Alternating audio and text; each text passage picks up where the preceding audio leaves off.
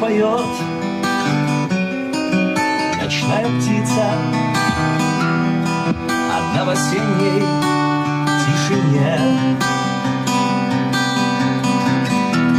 О том, с чем скоро разлучиться